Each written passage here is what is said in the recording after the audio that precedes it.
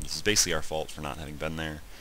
Again, we picked kind of poor timing to go get a rune, but I'm not sure we can say that. I mean, runes could be really helpful. Sandwraith is staying up, and he actually doesn't have any mana, so I know he's not capable of using his Desert's Curse to run through. He's actually just going to deny this tower now, and we're going to get the kill on him. As far as whether denying a tower is worth dying, for most heroes it probably is, but for their hard carry, it probably is not, which is actually something Pink's going to bring up in a second here. Back to the whole getting rune. I think I've actually probably addressed that enough. Not too much to say. I ran away at a bad time. They started the fight. I think they should have only had 4 people, but maybe Voodoo Jester was back by then, so it maybe should have been a 4v4, but I don't know. We're just going to go through the jungle. Nothing really to say about that. Yeah, here's Pink talking about Sandwraith's sacrifice there. If Sandwraith had had mana, we probably would have just Moonbeamed him once and then ran away, because it's pretty easy for him to throw down his curse and run through these trees, which is something we can't do. But because we saw he had no mana, and he was still pretty low HP, we were able to Moonbeam him once and then dive because we had full HP. And the tower was low, so we could have probably killed it anyway if we'd forced him off. We actually saw someone run into here when we got the rune. We see him. We'd probably go try to kill him, except boom. Stunned once, stunned twice. And we know people are definitely coming from the middle, so we're going to run away before they get here. No reason to overplay into dying, especially when we don't have our ultimate. If we had our ultimate, again, we could be a little bit more aggressive in the woods,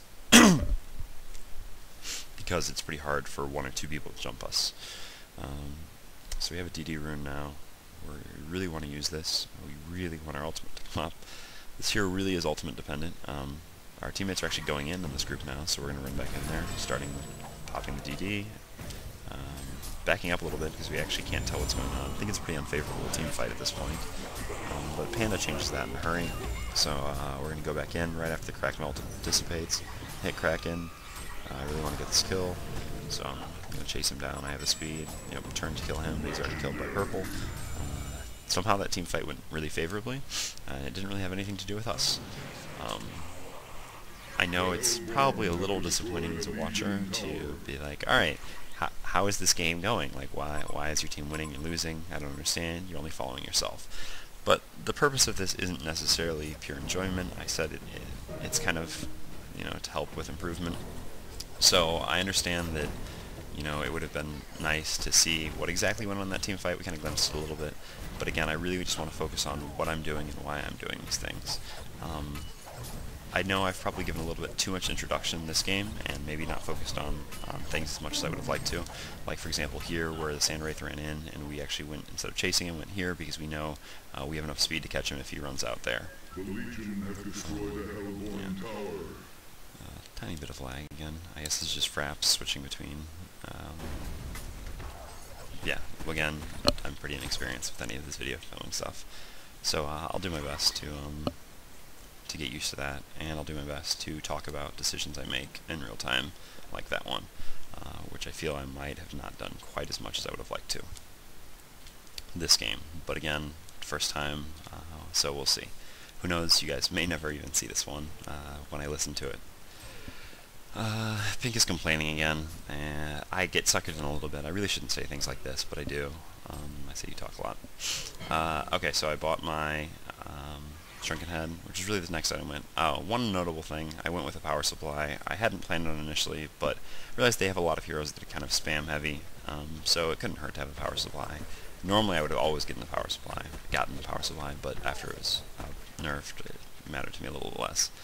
Funny joke. So we got the BKB, or Shrunken Head, because I feel like it's a really core item on this hero, especially because their team is very magic heavy at this point, at least until Sandwraith gets real items. Here we're running into the woods, because we saw all these people up here, and we're going to assume that at least one of them is probably going to cut through the woods to come down. Actually, I think we chased after Sandwraith that time, but we're going to go back into the woods to try to catch someone cutting down, which is exactly what's happening here. So here we go. We're going to see them pop our ultimate. We should be popping our Shrunken Head right now, but we don't, which is actually a huge mistake. Well, I'll talk about that in a second. So we basically spam it as quickly as possible. We get the Shrunken Head off, which dispels all the debuffs, so we can start bottling up. And now we're just running because there's too many of them until our teammates come in. Now with our teammates here, we can actually turn around and start dealing some damage. We have a DD, which is awesome. We get hit again. We back up just a little bit, fortunately out of the Kraken ult, and now we're going to get some nice bounces with our double damage to get some kills. Yeah, so I'll talk about a few things now that the game's over. I guess we'll just go back to the score screen, or to Han. So one thing there, actually it was a mistake coming out, because I wanted to show why I took so long using the shrunken head. It was basically because the spot I put the shrunken head in. I put it in the fourth spot, which for me, my item keys are Shift Q, W, E, and R, corresponding to like spots 1, 2, 3, and then 4. I always start with a bottle in spot 1, just because it's, I don't know, the easiest spot, Shift Q, for me to hit. Normally, whenever I get a shrunken head, I switch it to there because that's an item that you really need to be able to hit in a hurry. I didn't do it that time because I was so used to the bottle this game and I'm a little bit rusty, so I put the shrunken head in Shift R, which is a lot harder for me to hit in a hurry, so I was probably hitting Shift Q there and not Shift R in time.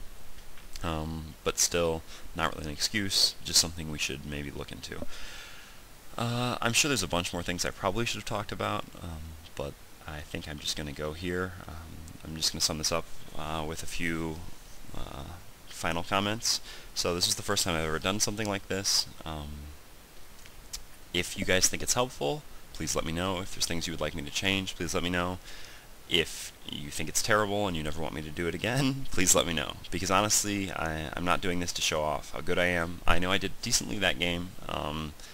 Again, I didn't cherry pick it. It was just the first game I did. I came down here, played this game when I woke up, and that was the one.